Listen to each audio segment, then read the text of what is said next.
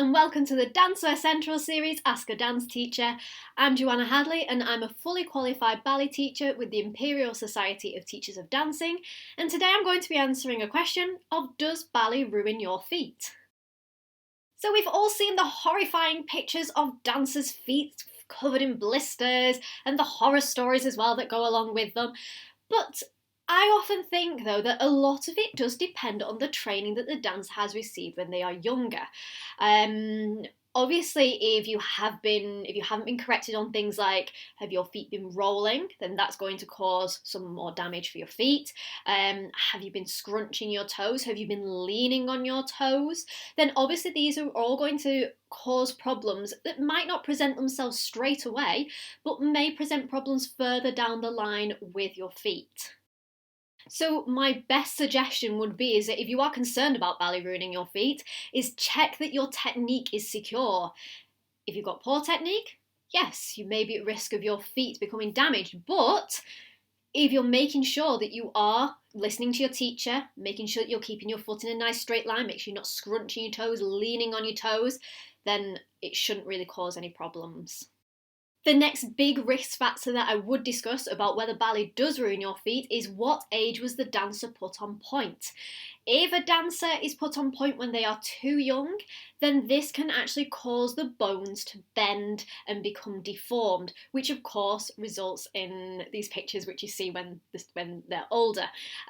When children are younger, their bones are very soft, although they might feel hard. Their bones are very soft, and think of a child when they fall, they get what's called a green stick fracture, so instead of the bone breaking, it just bends.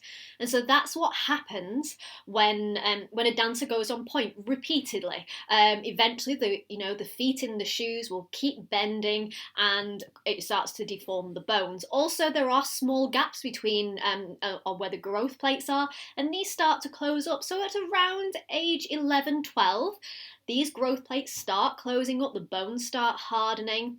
And then you're a lot safer to start considering point work. But of course, everybody develops at different times. So always go from the advice of your dance teacher. It's more than just have you reached this age. It's so many different factors. What standard are you? How many times a week are you dancing? What kind of dancer are you? Are you a recreational dancer, or are you wanting to consider a career in ballet? So many different factors to consider. Always really listen to what your dance teacher advises for you.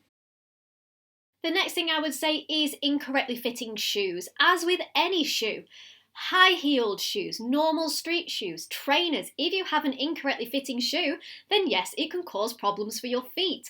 It can cause blisters. It can cause you to start to develop bunions over time. So it's exactly the same for ballet shoes. If your toes are being crushed in your ballet shoes because they're too small for you, you're going to start to cause problems with your feet.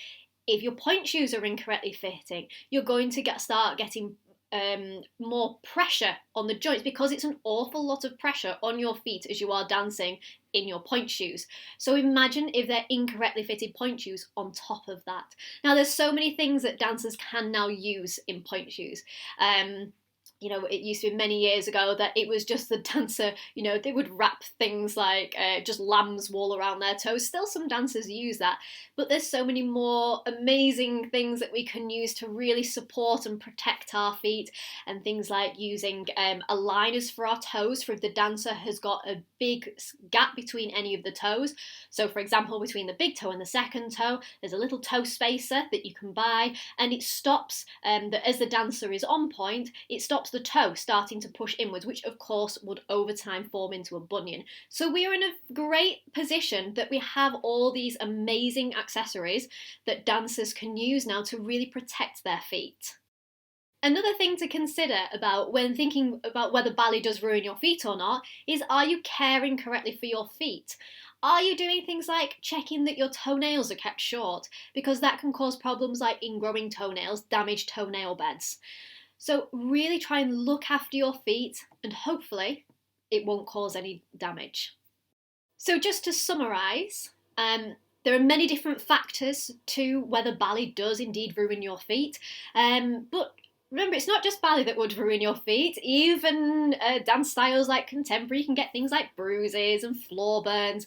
But specifically for ballet, there's things like, is your technique correct? That will impact it long term. Have you been put on point too young? Are your shoes correctly fitted, both point shoes and flat ballet shoes? And also, are you caring for your feet correctly? For more hints and tips, subscribe to the Dancewear Central YouTube channel.